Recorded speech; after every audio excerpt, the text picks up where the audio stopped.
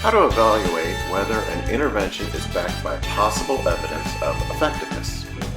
Because well-designed and implemented randomized controlled trials are not very common in education, the evidence supporting an intervention frequently falls short of the above criteria for strong evidence of effectiveness in one or more respects.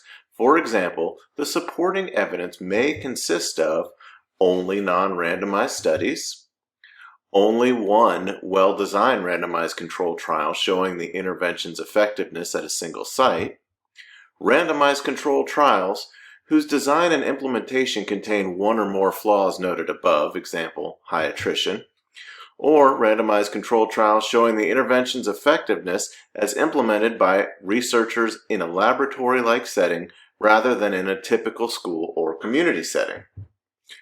And lastly, randomized controlled trials showing the intervention's effectiveness for students with different academic skills and socioeconomic backgrounds than the students in your schools or classrooms. Whether an intervention not supported by strong evidence is nevertheless supported by possible evidence of effectiveness, as opposed to no meaningful evidence of effectiveness, is a judgment call that depends, for example, on the extent of the flaws in the randomized controlled trials of the intervention and the quality of any non-randomized studies that have been done. While we can't foresee and provide advice on all possible scenarios of evidence, it offers in this section a few factors to consider in evaluating whether an intervention not supported by strong evidence is nevertheless supported by possible evidence. Circumstances in which a comparison group study can constitute possible evidence of effectiveness.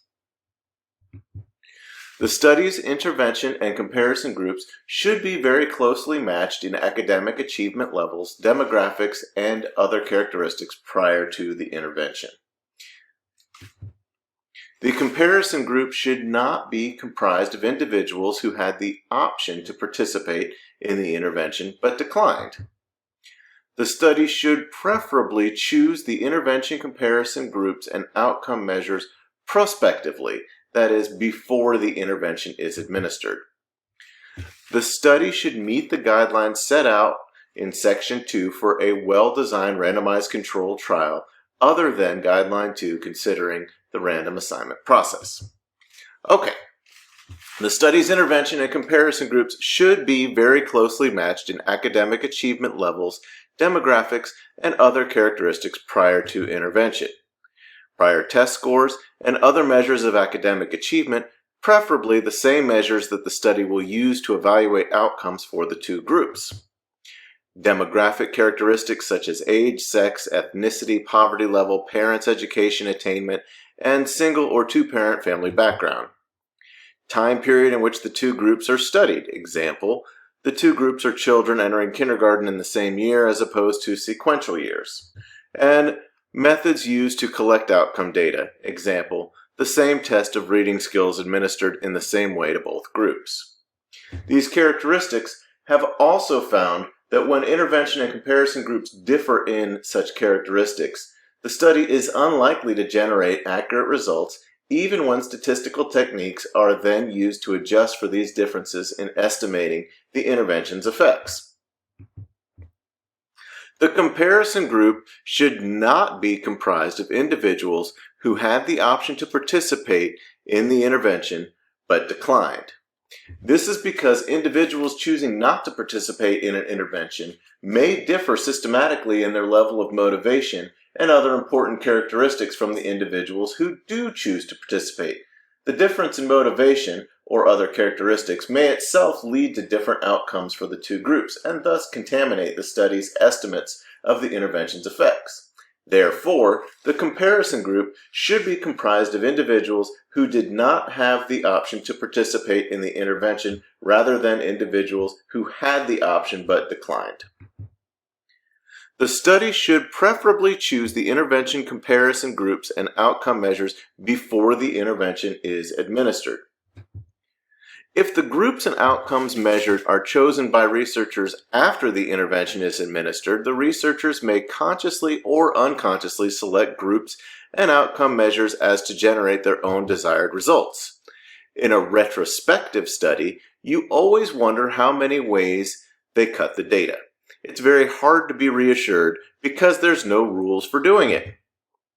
In a prospective comparison group study like an RCT, you don't have to trust or believe anybody because they've written the protocol before they've done the study, and any deviation that you introduce later is completely visible.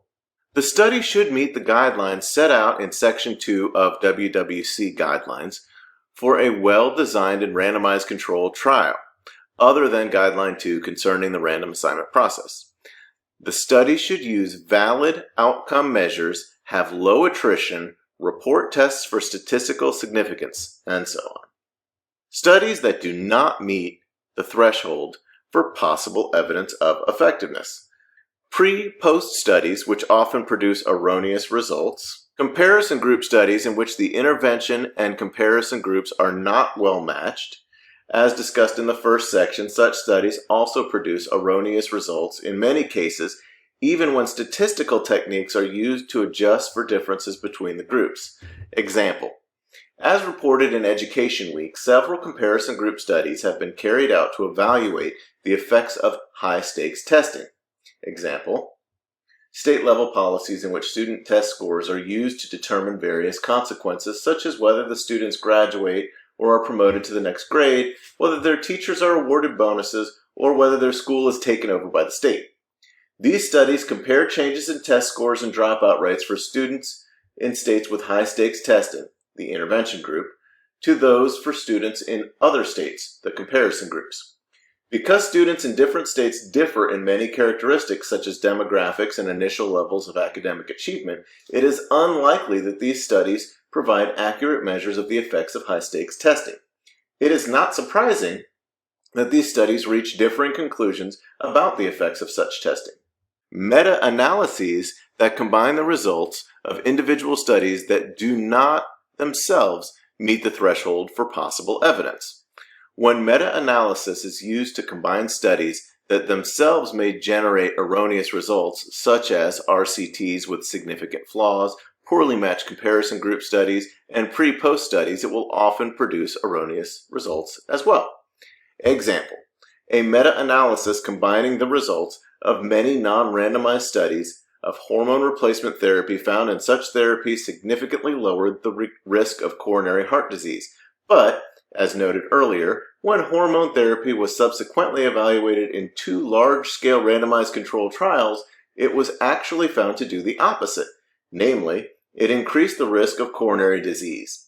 The meta-analysis merely reflected the inaccurate results of the individual studies, producing more precise but still erroneous estimates of the therapy's effect.